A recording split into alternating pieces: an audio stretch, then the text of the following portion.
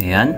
At maraming nagtatanong sa amin paano daw makahanap ng supplier ng mga limango, mga mud crabs. So ito yung part 1. Paano yung style namin sa paghahanap ng supplier. First of all, check nyo ang Google Maps. Then tingnan nyo saan yung location nyo, diba? Normally yung mga farms kasi, mga limango sa coastal yan. So ito.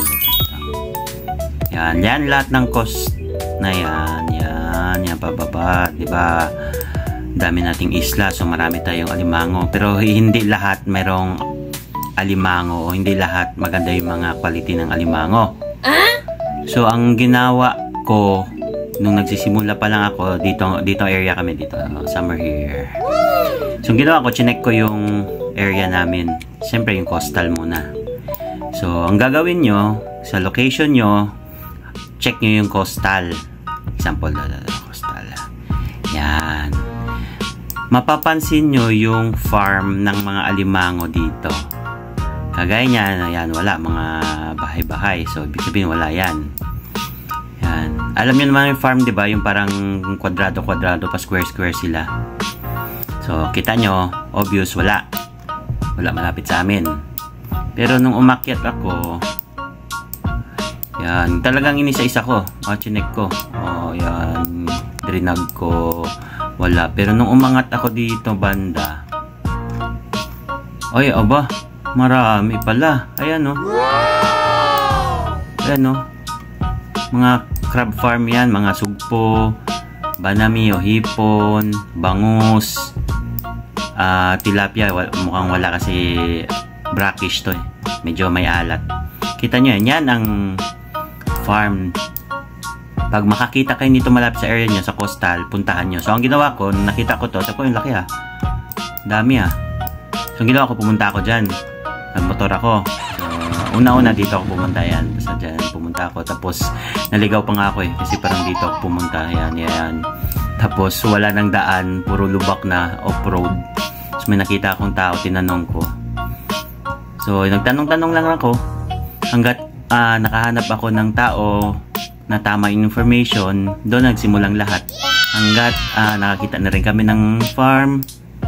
Tapos nagtanong-tanong ako saan yung mga alimango, nagbebenta, hanggang nag-connect na yon.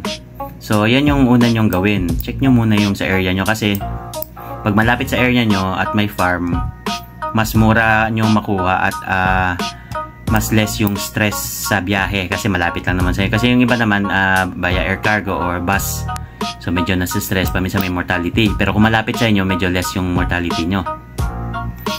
So yun, so check nyo muna kung mayroong ganito, may mga ganyang itsura. Yan, farm yan, puntahan nyo ngayon.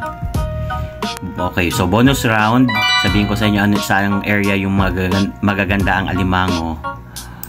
First, top 1 ko is dito, top 1 yan ha. Based sa experience ko sa exporter, yan yung mga hinahanap nila. Nasaan na yun? Somewhere here. Ayan. Itong area na to, itong kabasalan na to, kahit tanungin nyo yung mga exporter, sabihin nyo yung alimango galing kabasalan, gustong gusto yan. So, tingnan nyo gaano karami. Ayan, oh. Ang daming farm.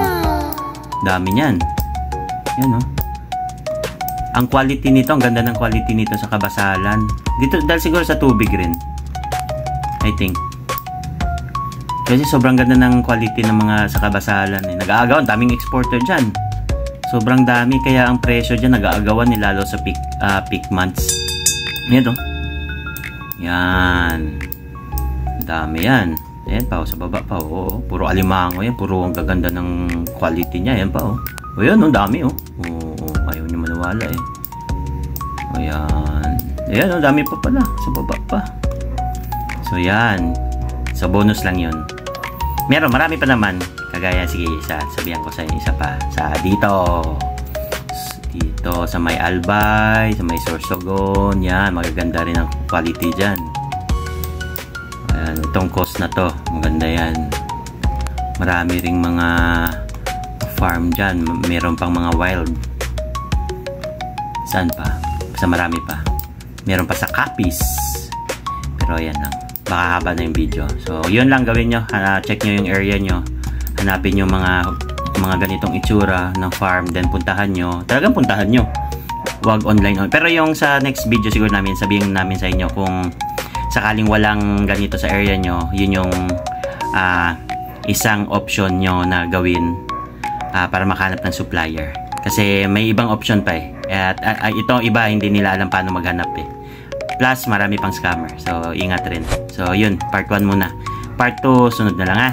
Okay lang? Hindi kayo galit? Okay. Bye!